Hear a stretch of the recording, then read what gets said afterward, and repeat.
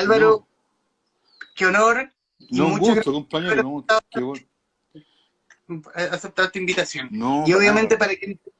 para quienes se van a ir sumando, estamos en un nuevo capítulo del Traficantes de Cultura Live a través de nuestra cuenta en The Libro Show y prontamente en transmisión a través de Radio Touch para hablar con el escritor y doctor en literatura Álvaro Bizama, autor de perdón, A Mala Lengua, un retrato de Pablo de Roca editado por Alfaguara. Ahora sí, Álvaro, bienvenido. Muy agradecido que hayas aceptado esta invitación. No, yo feliz, Humberto, la raja conversar y hablar del libro y estar acá, así que no, muy bien, compañero, qué rico estar acá, bueno, qué rico conversar además. Yo espero que te haya gustado el libro. Me lo devoré, porque yo, digamos que yo tengo una fascinación, y aquí yo voy a hablar, voy a tirar las loas ¿Mm? de fanático, porque tengo una fascinación con Álvaro Bizama, pero tengo una fascinación aún más grande por sus crónicas, La raja, qué por las bueno. crónicas. Yo quiero irme a la figura, a la idea del libro, y e irme a la aproximación que tienes tú con Pablo de Roca. ¿Mm? Oye, gracias Humberto por la invitación. Hola a todos y todas los que están viendo acá. Gracias por escucharnos. A ver, la fascinación es muy rara, una fascinación que fue súper paulatina, que lo que me pasa a mí es un poco lo que le pasa a todos los chilenos. Es alguien que leímos muy saltado, que lo escuchamos un poco de oídas, ¿cachai? Que leímos las epopeyas de las comidas de la vida en Chile, que se nos apareció siempre como en la óptica como nerudiana. Y de pronto yo, hace unos años atrás, me tocó comentar, me tocó escribir sobre escritura de Raimundo Contreras y me pareció que en realidad era un libro que excedía cualquier cosa que uno podía como decir del libro en ese punto, o decir de la caricatura del personaje. Y por otro, ¿sabéis qué me pasó? Que me empecé a topar con De Roca en varios proyectos. Me acuerdo que en la universidad, a la luz de que la universidad tiene el Archivo de la Nación, armamos una exposición donde trabajamos como la Nación había cubierto con esa foto de la universidad y la biblioteca de Nicolás Parra había cubierto varios eventos del siglo XX literario y uno de ellos era la muerte de Pablo Roca. Y luego me empecé a estrellar con él y volví a releerlo, volví a mirarlo y nada, y pronto estaba escribiendo este ensayo, esta crónica, este relato, y de pronto estaba dándome cuenta que al leer a Pablo Roca en sus libros excedían radicalmente, amigo, a mí por lo menos me pasaba, ¿cachai? Que excedían radicalmente la caricatura que existía de él, o los prejuicios, o los lugares comunes, o la imagen que la literatura chilena, la cultura chilena había creado de él y que era mucho más que esos lugares y que esa percepción. Y de pronto, claro, estaba escribiendo este libro empecé a mirarlo y que era un libro que, que, que se llama La Lengua, pero que es una suerte de contar esta vida de la cual se había contado de nuevo, pero contarla a partir, cubrirla con un puzzle, tratar de entender cómo funcionaba, relacionarla con la cultura chilena y sacarlo de la guerrilla literaria, o sacarlo de la órbita nerudiana, dejar leerlo como lo que fue uno de los principales poetas chilenos de la primera mitad del siglo XX, un poeta radical, un poeta de vanguardia, un poeta experimental, un poeta político, y que dialogó con esa cultura, dialogó con el país una y otra vez, muchas veces con violencia, muchas veces de modo muy trágico, muchas veces con mucha mala leche, pero también con un cariño inmenso por el país, por el paisaje, por la lengua. Y nada, eso fue como puedo contar un poco cosas que me pasaron mientras más el libro, pero De Roca fue un descubrimiento que yo hice a la luz de la figura de él, pero también a la luz de la lectura de sus obras, de volver a leerlo Mm. más allá de la figura. Eso fue muy potente. Y tuviste que releer, o sea, fuera de esas primeras lecturas, releerlo bajo esa otra óptica, porque hay demasiado mito alrededor de Roca, sobre todo porque eh, que no sé no sé si yo lo entendí mal o no me queda muy claro de que no sé si había indiferencia hacia la figura de Roca o de frente le tenían miedo. O sea, todas las anteriores. Ajá. O sea, era un poeta que tiene una historia editorial difícil, libros que se pierden, que desaparecen, tiene mala suerte con los imprenteros y con los editores. Es un poeta que tiene una relación con su contexto, con su medio, con su campo literario, siempre en conflicto, siempre en un choque, siempre en una discusión permanente.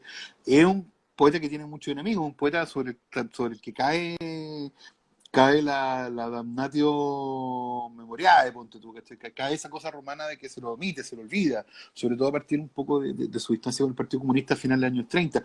Es un poeta que tiene, al que su militancia antinerudiana se la cobran. Es un poeta que le tienen miedo. O sea, hay un texto que yo pongo en el libro donde que lo manda Mistral desde Brasil diciendo: yo no he dicho nada, por favor no se confundan, yo los quiero mucho, ustedes yo no me he metido con ustedes, por favor no me tengan mala, un poco así. Por Lo favor, no me dice malinterpreten. por favor no me y encontré otro, la Furcade también, es increíble, que es un poco lo mismo, con, no sé, ponte tú 20, 15 años de distancia uno del otro, y sin que uno tenga nada que ver. No, es un poeta que tiene todas esas complejidades, pero cuando vaya a la obra, vaya Genio del Pueblo, vaya Cero de Invierno, uno va a Arenga sobre el arte, escritura de Raimundo Contreras, la antología, eso supera, excede claramente como solamente los mitos para volverse una literatura que uno tiene que leer y releer y preguntarse cómo se relaciona con Chile, con el paisaje, con la lengua, con la misma tradición de la poesía latinoamericana, con todo. Y en la construcción del libro, quiero irme al tema editorial, porque si bien se lee crónica, pero se lee la crónica en un formato, no sé si híbrido, como una novela, porque De Roca es un personaje absolutamente fascinante, uno quiere saber lo que le pasa a De Roca, y uno quiere saber cómo llega al final de Roca, a pesar de que uno ya sabe cómo sus últimos días. Claro, ¿cachai? Pasan varias cosas. Yo creo que lo que me pasó a mí es que no lo escribí linealmente. O sea, escribí algunas, ponte tú, las primeras cosas que escribí tienen que haber sido, ponte tú, algunas partes relacionadas con lo de Ginsberg, o la muerte, o esa serie de cuestiones, y de pronto, amigo, o sea, de pronto Humberto, ¿cachai? Fue súper loco, porque de repente tenía clara la vida, los agujeros, lo que faltaba, lo que me faltaba, dónde entrar, dónde ir, y también los caminos paralelos. La historia de Roca es la historia también de los poetas que no triunfaron o que no tuvieron suerte, o que escribieron desde la provincia, o que fueron invisibles. Es la historia de un país, es la historia de lo que sucede fuera de lo que pasa con, por ejemplo, te coloco un ejemplo, a mí me pasa con la obra de Carlos Hermosilla, un grabador de Valparaíso, que a mí me interesa mucho su trabajo como visual, es lo que pasa con Guillermo Quiñones, es lo que pasa con la obra inclusive de su mujer, con Gwinnett, que es una obra maravillosa y que un poco uno lee la sombra de él cuando al contrario es una obra que tiene un peso propio y que muchas veces yo diría supera o encuentra un lugar propio más allá de lo que hizo su marido. Entonces fui montándolo como a poquito, relacionando, cruzando cosas, siguiendo esta biografía mentirosa de él, que no es mentirosa, pero el amigo Piedra, que es su autobiografía, y que a mí siempre, cuando descubrí que leyéndola en multitud, porque la primera versión de ese libro, los primeros capítulos se publicaron como novela en la revista Multitud, que era la revista Pablo Roca, a fines de la década del 40, fines de la década del 30, me parecía interesante que lo que recordamos con tu biografía era una novela. Entonces era también ir detrás de un personaje literario y ver ese papel literario y encontrarme con ese personaje, cómo él se había constituido, cómo se había construido, y ir ocupando, encontrando historia, la historia, monte tú, de Pedro Antonio González, el doctor Oscar Fontecilla, asesinado por un paciente, o el mismo Carlos de Roca, y ir mezclándola, ir cruzándola, ir encontrando.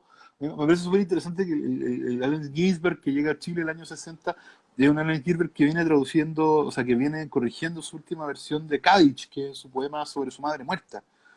Y el de Roca que está en el año 60 es el de Roca que va a publicar Genio del Pueblo, que es un libro donde hablan todas las voces y todos los fantasmas que él tiene junto, y a la vez. Entonces me parece que su relación o su lectura de Whitman, por ejemplo, es una lectura muy, muy, muy potente, porque son modos de encuentro desde los libros. O sea, cómo ellos en general encuentran en la lectura de Whitman, esqueletos que hablan o fragmentos o pedazos o fósiles de una poesía que en el caso de ellos se les va uniendo, ¿cachai? Los va uniendo, los va enlazando, los va encontrando.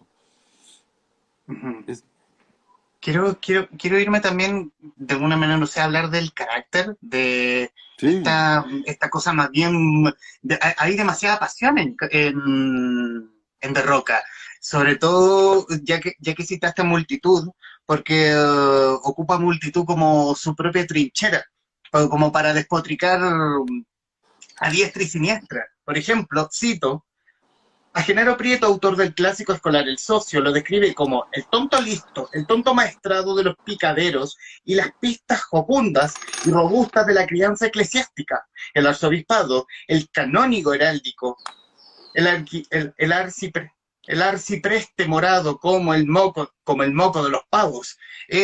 Sutil, fin, no, por nombrar solo uno. él hace un talento la diatriba, él tiene un talento la diatriba y le hace un arte, la convierte en un género literario con peso propio. Entonces es muy loco, porque cuando uno lo lee, él está, uno no deja de pensar que hay en esa violencia también hay mala leche, hay un humor negro y también hay un goce. Multitud era eso, multitud era esta diatriba lanzada no solo sobre la literatura chilena, sino sobre la sociedad chilena. La revista es increíble, es alucinante, y es una revista política, es una revista. De Roca es un poeta también político, un poeta que está dialogando, está pensando que la poesía se relaciona con la sociedad y dialoga con él. Ahora, cuando yo escribía de eso, me preguntaba también, en el fondo, cómo leerlo, cómo superar cómo superar la caricatura, que un poco es la que inscribe este carácter, la que inscribe esta mirada. Me parece que repito, leyéndolo, volviendo a leerlo, volviendo a mirar su obra, volviendo a pensar, uno ya no lo encuentra tan solo, ¿no? Uno lo encuentra situado en su relación con el siglo, uno lo encuentra dialogando con el mundo, en ese punto, dialogando con la sociedad. Y su carácter también es un carácter que reacciona a esa sociedad, que se entiende con ella, que la lee, que la lee que trata de descifrarla y darle sentido. ¿Cuánto hubo de trabajo de documentación para preparar este retrato de Roca? O sea, yo en general escribía cuando ya tenía clara la documentación. Ujú. O sea, fue un trabajo de un buen rato, fue un trabajo largo. Fue un trabajo mucho de relectura y de visita a la Biblioteca Nacional, a la biblioteca, referencias críticas. Fue un trabajo como para leer este mundo, para tratar de ver justamente también en los detalles. Él también es alguien que tiene, su literatura él mismo tiende a mitificarse, su literatura es una construcción de sí mismo, entonces también había que ver qué decían los otros.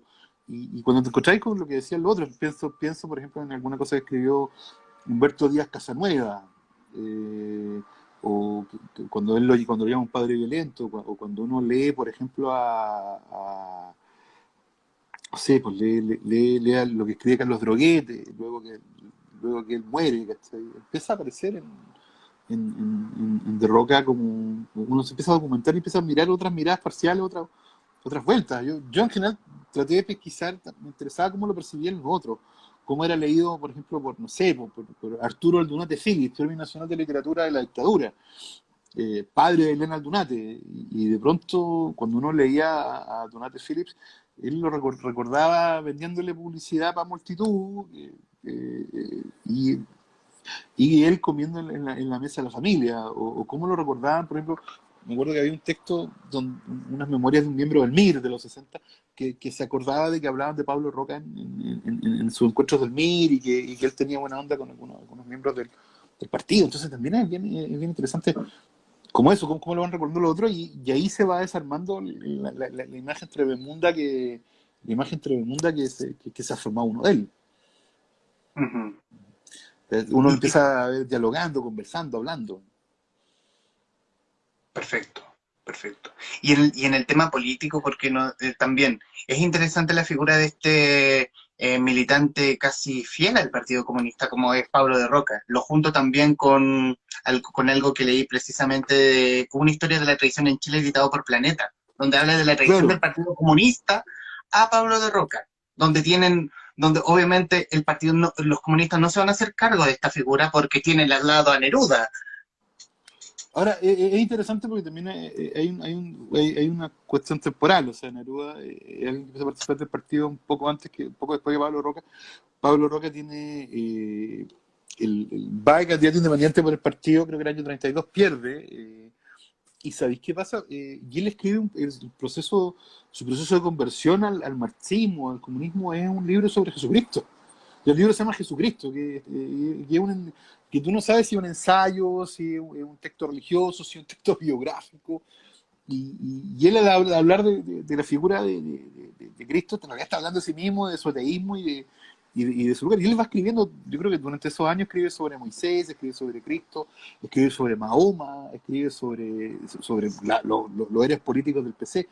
Entonces es un personaje interesante porque tampoco es, y es un personaje que viene con los años 30, él es como, en los años 20 él es un filo anarquista, ha participado en Numen, que tiene una relación de choque con el gobierno, un vanguardista en toda regla en ese punto. O sea, cuando tú lees Heroísmo sin Alegría, que es la colección de ensayos del año 29, él está haciendo una lectura súper de su época, anarquista, dura, así como leyendo su generación desde ese lugar. Entonces también es interesante porque él está con el comunismo, luego queda afuera, queda un poco como exiliado, se cae sobre un silencio, siempre en una tensión, y luego se empieza a acercar a los chinos, que lo quieren mucho, y al final termina yendo a China y todo el rollo, pero él ya está escribiendo de Mao a la mitad de los 50, durante los 60. Está leyéndose ahí, desde ese lugar. Es un tipo que se movió libremente sin importarle lo que le diga nadie. No, claro, cuando tú para el 38 votó por Ibáñez. Su candidato era, o sea, no votó bien, su candidato era Ibáñez, ¿no? El candidato no era Pedro Aguirre Cerda. O Ujú. sea, y de hecho, al punto que cuando sale elegido presidente después por una elección, Ibáñez le ofrece un cargo y él lo rechaza. Es que también tengo como una pequeña pauta justo al frente en un computador para que no se me vayan las ideas. Por favor. Eh, Hablar de conflicto, antes de irnos a Neruda, que es el conflicto que tiene con Vicente Huidobro. Pero es un conflicto bastante extraño porque se pelean epistolarmente, después se hacen amigos, después se pelean. Es una gran puesta en escena, una gran performance, una gran performance. Sí, o sea, ellos tienen una pelea, tienen varias discusiones y todo, pero la pelea dura, repito, la antología de Volodia repito, la antología de Volodia con Anguita, y en un momento cuando uno empieza a seguir la secuencia, pues se empiezan a sacar la mugre en el diario La Opinión, en el diario La Opinión, están haciendo un espectáculo, o sea, es una performance para sus lectores, o sea, ¿quién se dice la barbaridad más grande? Pero si tú vas al primer número de Multitud, escribe Huidobro. O sea, 3 años después Huidobro Ujú. escribe y en general tienen una tensión, se pelean, se arreglan, pero son dos camaradas de armas que se conocen desde el año 12, o sea, se conocen desde que tienen menos de 20 años los dos, entonces también es como bien... hicieron varias revistas juntos cuando Pablo Roca era Carlos Díaz Loyola, o sea, cuando no tenían aún no creaba el alter ego. Entonces, y con Huidobro, y además Huidobro está bien, porque además los dos, si uno los lee bien, los dos son las dos esquinas de la vanguardia chilena, o sea, la vanguardia parisina y el barroco, el barroco precario y desquiciado de Roca en ese punto. Y quiero irme al conflicto que tiene con Neruda. Tomas tres teorías de cómo comienza esta ¿Sí? pelea, y una de las que yo conocía precisamente del libro de Felipe Reyes, que es ¿Mm? esta partida de Rayuela, donde juega Claro, de Roca, de Neruda, versus Manuel Rojas con González Vera, creo, sí, y se jugaban una guagua de chicha, se echan la garrafa, o sea, claro, una garrafa, no, y se que, y echan que, un... que Neruda se la echa. Sí, pero sabéis que a mí, de todas las discusiones sobre sobre la pelea, la que más me gusta es la que cuentan, hay dos versiones, que es la que cuenta que conoce a Neruda. Cuando Neruda llega a Santiago, se juntan, él lo va a ver a la empresa que tiene, que es este Chile Agrícola, que es una empresa que tiene con su suegro y con su cuñado, y le da pega a muchos poetas de la década del 20. Y de pronto le invita a Neruda un trago, no me acuerdo si le invita un vino, un aguardiente, y Neruda toma, en algunas versiones toma Bills y en otras toma leche. Ujú. Y la expresión que ocupa, y es súper buena la expresión que ocupa de Roca con Neruda, lo define un cuaquero, un cuaquero que solo bebe leche. De otra parte dice que toma Bills, pero entonces van viendo ahí. Ahora, y en ese punto yo quiero pensar también para mí revela mucho, cuando muere de Roca, Neruda dice que se arreglaron. Miente. O ¿Pero en algún sea, momento ocurrió eso o fue o sea, un según bluff Lucó, de Neruda? parece que es un bluff, pero según Lucó no y todo. Entonces, no sé, yo no tengo claro, pero él le preguntan y dos veces dice, porque está en Brasil, y dice dos veces que se arregló. Entonces, es raro todo. Ahora, lo que me parece interesante de la pelea de Neruda de Roca, en el fondo, es que eh, no hay una diatriba escrita de modo tan radical y de modo tan artístico, de modo tan pensando en la poesía del insulto, que como Neruda y yo, por un lado. Que un libro que uno Ujú. lo vuelve a leer y te das cuenta que en realidad está hablando de Neruda, pero también está hablando de sí mismo y está hablando del sistema poético chileno completo. Y por otro lado, está el hecho que Neruda nunca alude muy bien a él en su obra, o sea, nunca lo menciona directamente en sus memorias. Se llama Perico los Palotes. El texto que firma contra él y Huidobro en el año 35 es un texto que no lo firma, ¿cachai? O sea, que él no se lo adjudica. El Neruda que está destruyendo de Roca, Neruda y yo, el Neruda que ha ganado el premio Stalin, que ha sido perseguido político, que es un poco es una estrella, una figura importante a nivel continental, a nivel mundial. Entonces también es interesante, y Neruda nunca lo de él. Es una vuelta, es alguien que existe como una referencia a sus poemas a lo largo, a lo lejos, ¿cachai?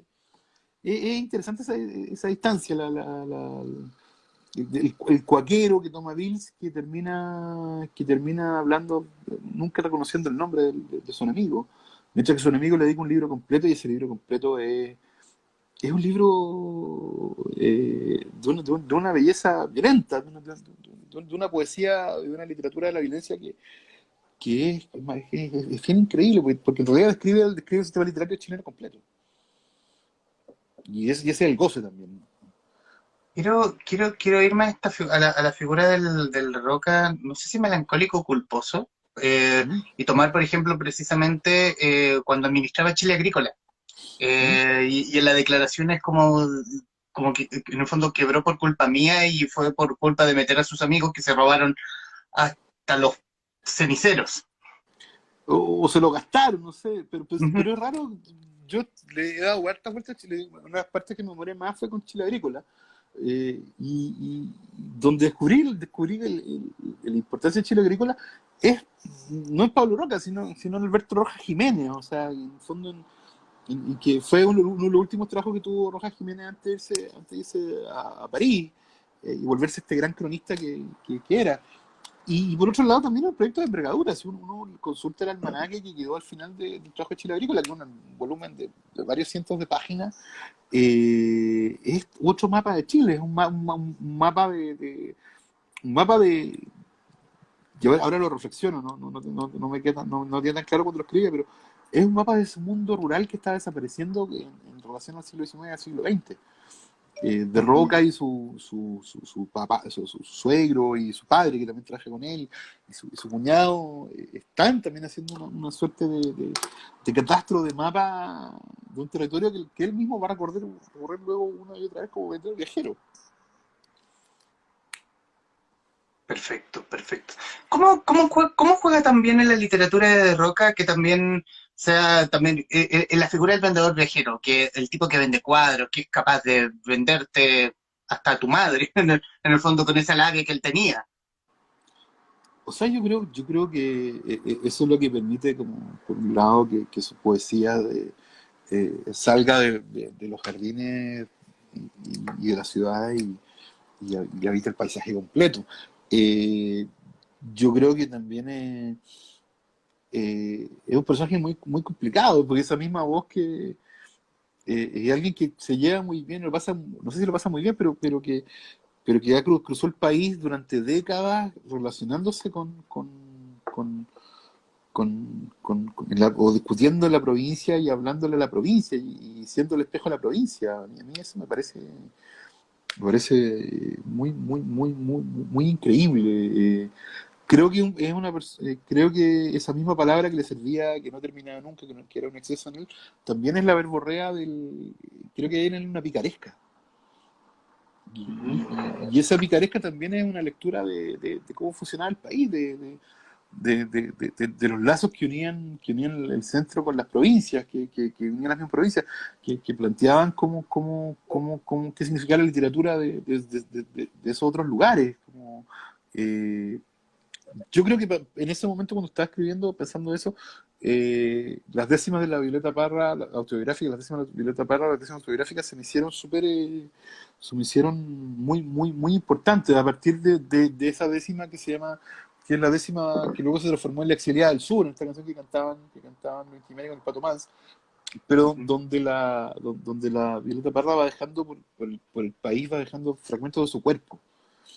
eh, un ojo dejé en otro lado, un pie, y me parece a mí que en ese momento, cuando De Roca escribe o viaja por el país, esas décimas de la Violeta Parra también pueden ser un oráculo respecto a sí mismo y su relación con el paisaje.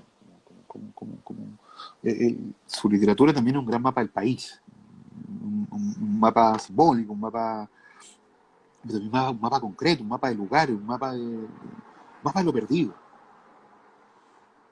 Un mapa de lo perdido, un mapa de ese mundo que desaparece en el paso del siglo XIX al XX, un mapa de ese Chile que solo existe como una república fantasma, con un sueño medio etéreo en los caminos, en los trenes que nunca se detienen. Ajá. Quiero volver un poco al tema, a la temática editorial y creo que vi pasar a Paz Balmaceda, porque le envié el mensaje diciendo que estábamos acá. Eh, ¿Qué tanto cambió del manuscrito que tenías al libro físico? Y es precisamente por la mención que haces al final del libro de que Paz mejoró cosas que tú no habías visto. No, o sea, yo le fui pasando pedazos a Paz.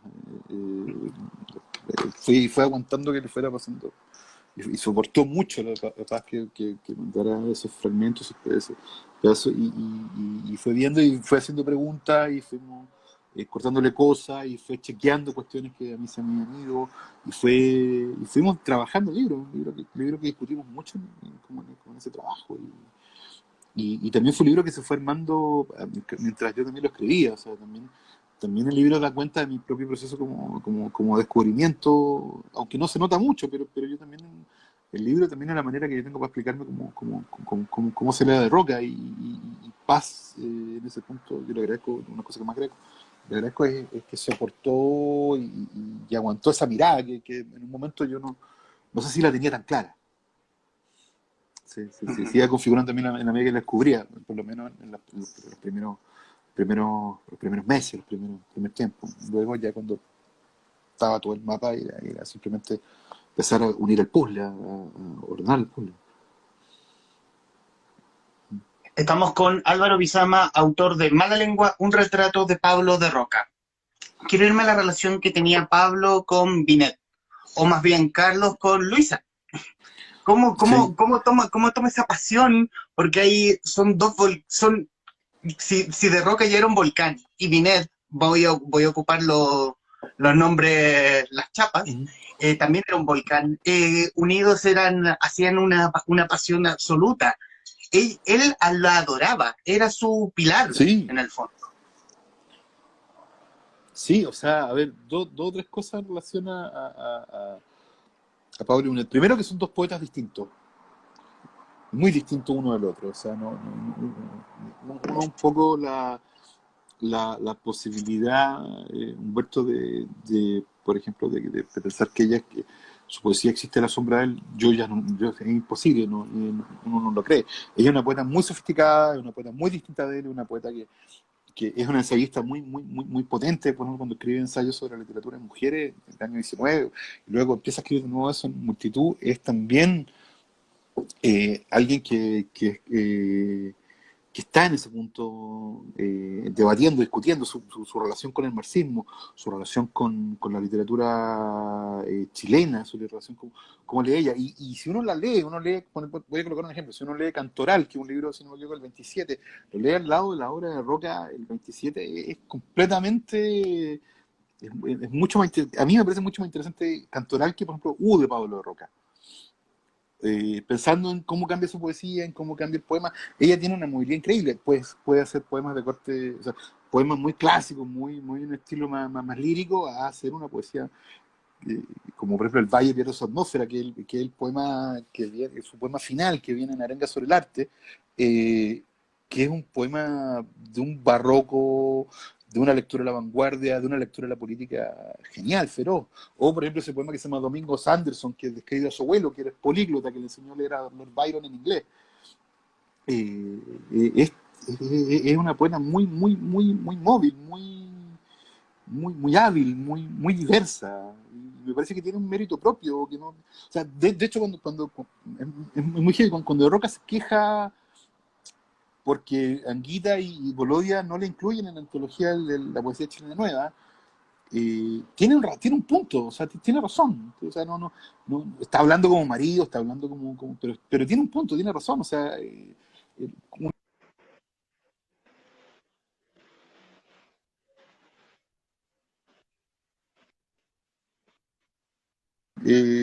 bueno, y ellas tienen su relación y funcionan los dos y tienen esta familia y crean este clan, pero uno tiende a leerla también en la lógica del clan y ella es bastante más que eso. O sea, y ellos dos son un espejo uno del otro, pero también tienen su propia búsqueda.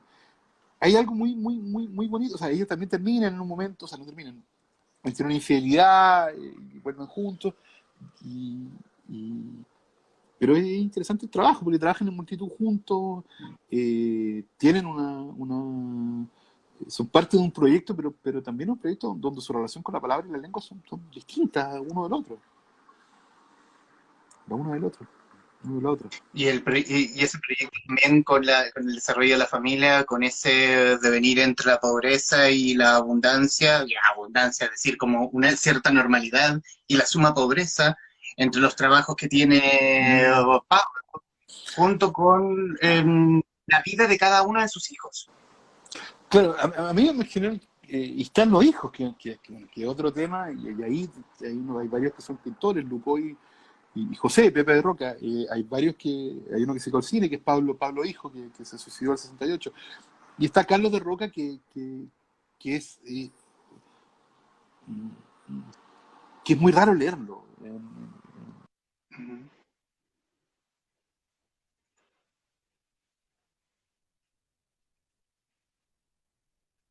Que, que, que logra crear pequeños artefactos llenos de una delicada crueldad. Es un poeta que sus libros finales, La Pavana del Gallo y el Arlequín y otros, son libros que funcionan por sí solos, que no requieren nada más. Y es un poeta también mitificado y alucinado. O sea, en general, que se relaciona con la mandrágora, que se relaciona con la poesía de la década del 40, sobre todo con la década del 50, que dialoga muy bien con Enrique Lin, que está ahí, ¿cachai? O sea, es muy interesante leer a Carlos de Roca, porque también es un poeta que no tiene nada que ver con su padre ni con su madre. A pesar de que están ahí en una tensión constante, son es una poesía muy especial, muy rara, muy bella también a la vez. Ajá. ¿Crees tú que llega, yéndonos al tema del Premio Nacional, llegó muy tarde? Sí, o sea, ¿Llegó muy tarde tuvieron, y más burlando a los enemigos de Roca? o sea, lo había perdido varias veces. Yo cuento en un libro un par de conspiraciones donde lo pierde. Su mujer ha muerto, su hijo ha muerto. Llega tarde porque,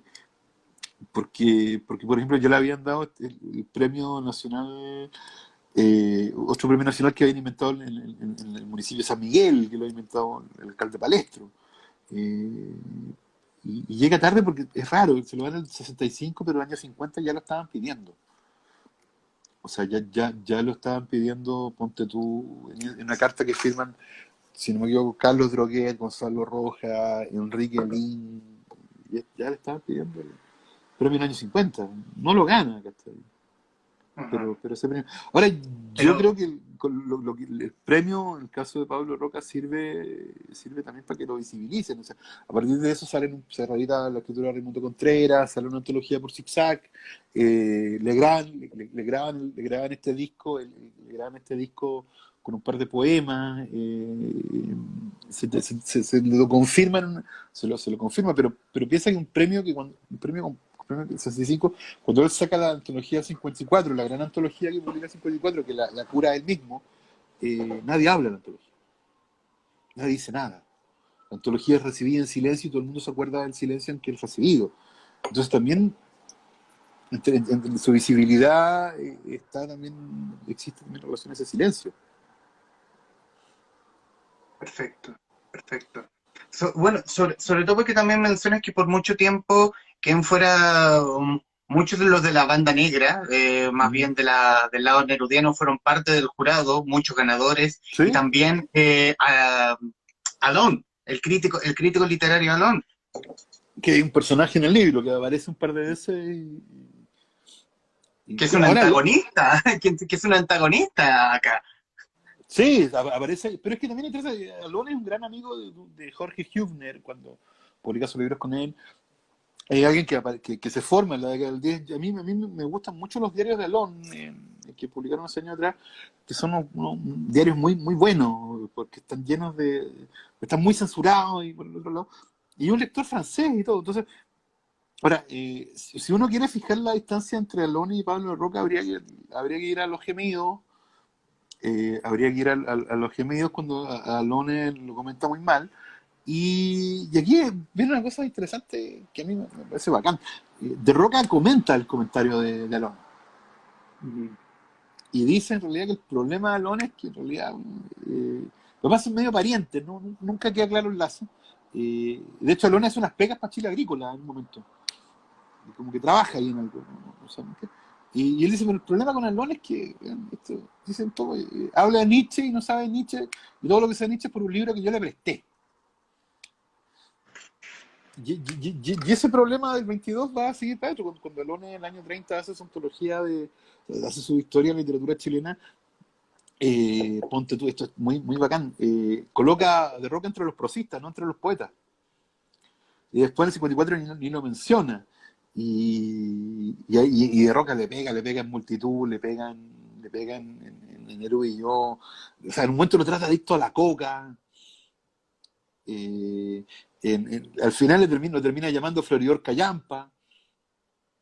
Pero De Roca también es muy astuto, sabe que cuando desarma a Lone, también está desarmando el sistema poético chileno.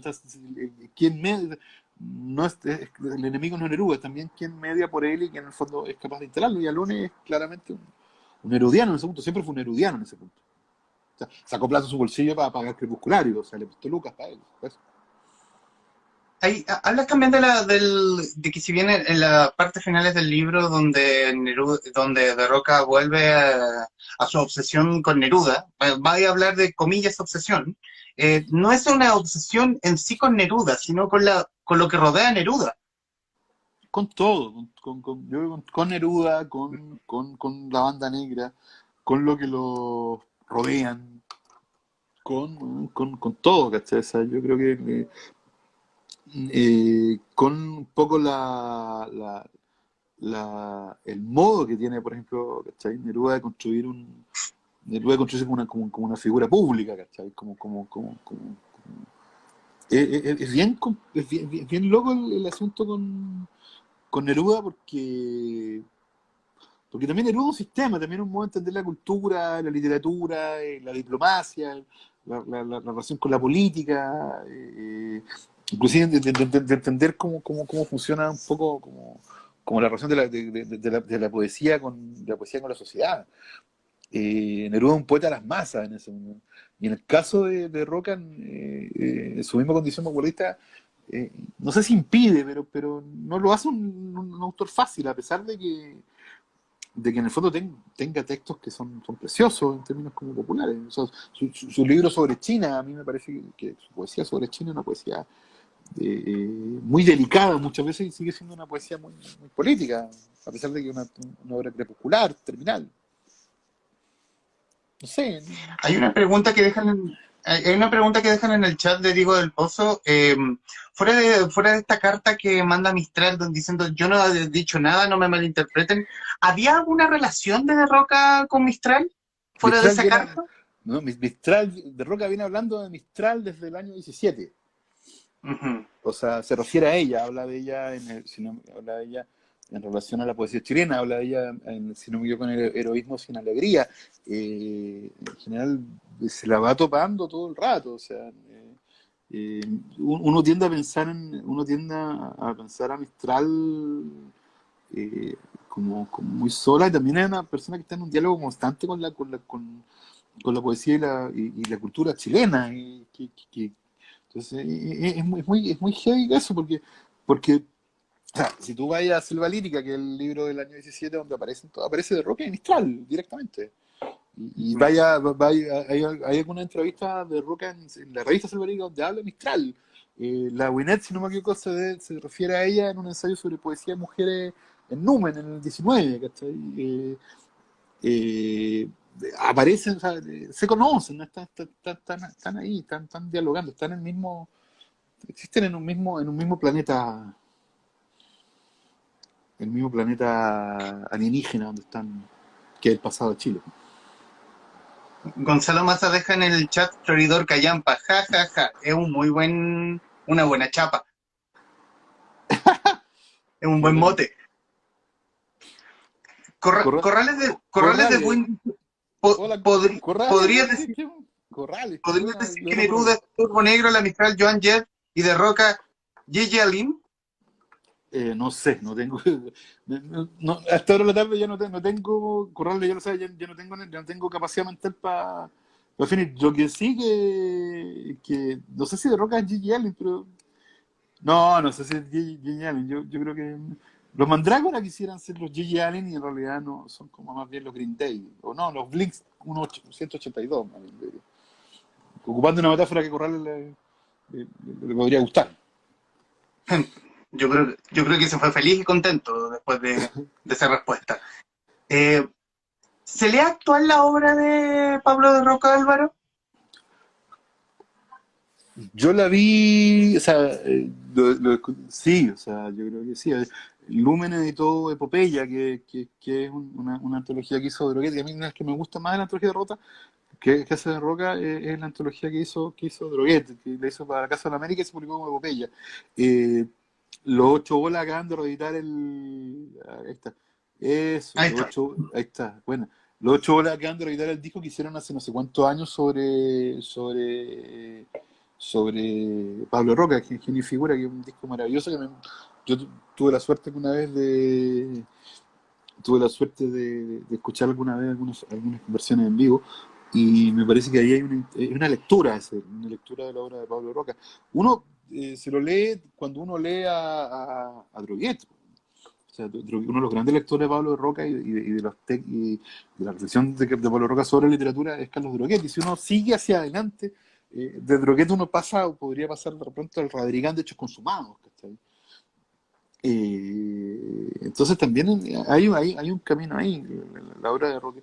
Y yo creo que también se lo leen, sí, yo creo que se lo lee, seguro se lo encuentra.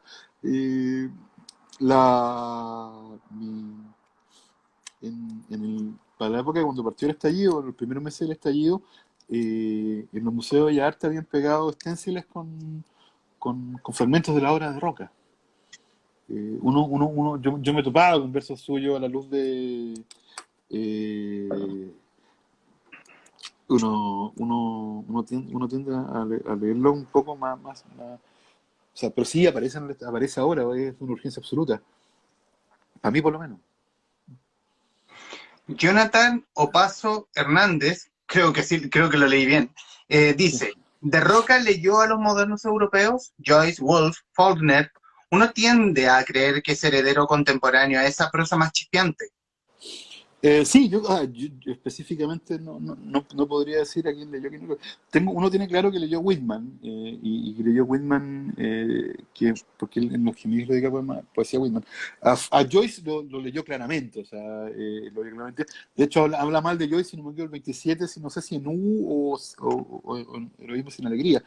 Eh, Es interesante la lectura externa que uno tiende a tener de Roca en ese punto, eh, pensando, pensándolo justamente en la lógica chilena, pero cuando por ejemplo, hay un artículo del poeta mexicano José Emilio Pacheco, que a mí me gusta mucho, donde coloca a Los Gemidos, que es un libro del año 22, al lado de La Tierra Baldía y al lado de los Ulises de Joyce, que son los libros con los que hay que leerlo, que son los libros del modernismo. Ahora, volviendo a la vuelta con De Roca respecto al modernismo, su principal traductor en inglés, que es H.R. Hayes, que lo publica en una gran antología donde caen todas las luces sobre él, que se llama 12 poetas hispanoamericanos.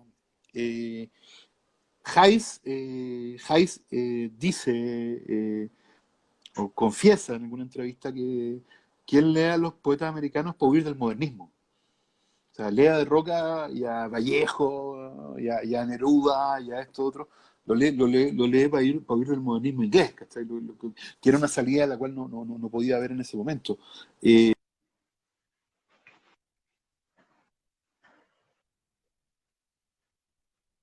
De William Carlos Williams, publica John Dos Pasos.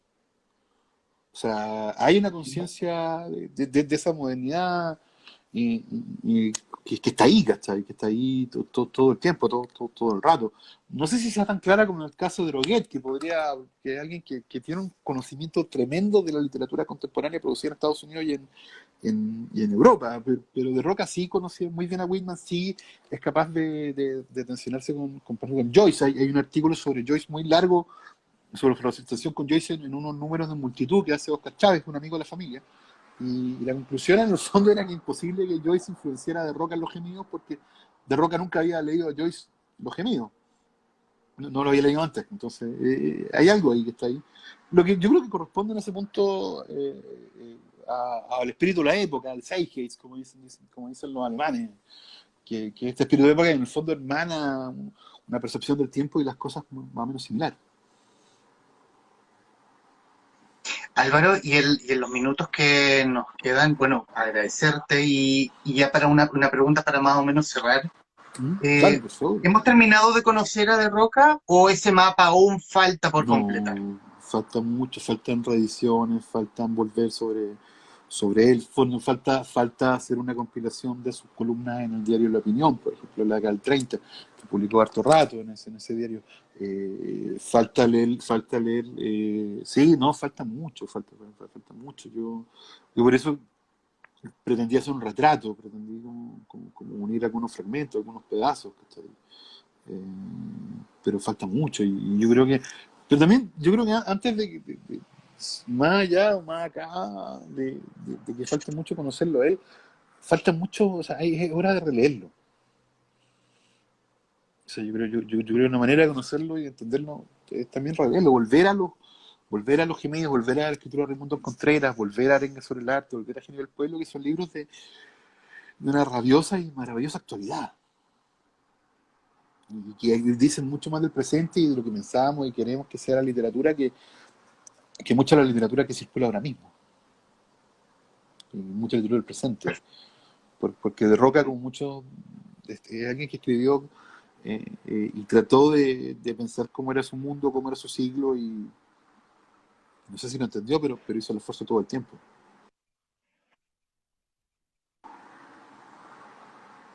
Eso.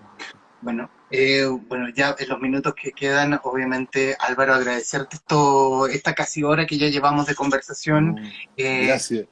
recomendarles absolutamente Mala Lengua, un retrato de Pablo de Roca, que es una crónica que se lee con un vértigo, que se lee, pero que se lee con la pasión. Yo tengo yo tengo como un lugar en mi casa como para poder leer, pero me vi obligado a leerlo de pie, en voz alta, porque así Oh, yo creo que se lee. gracias, no, gracias Humberto, honrado, honrado, honrado, te agradezco la buena onda, la generosidad, yo, yo- eso, o sea, yo te agradezco la lectura, eh, porque el libro quería transmitir ese cariño también, un cariño que me provocaba la lectura del poeta. Ujú. Hay, y hablemos del futuro, Álvaro, ya hablemos de la persona. ¿Qué hay en el futuro? Obviándonos pandemia, obviándonos que ganó el apruebo por paliza, obviando todo eso.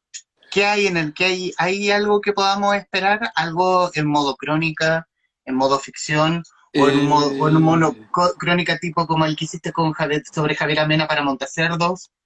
hay una cosa que debería ser el próximo año, que es un perfil de Carlos Droguet.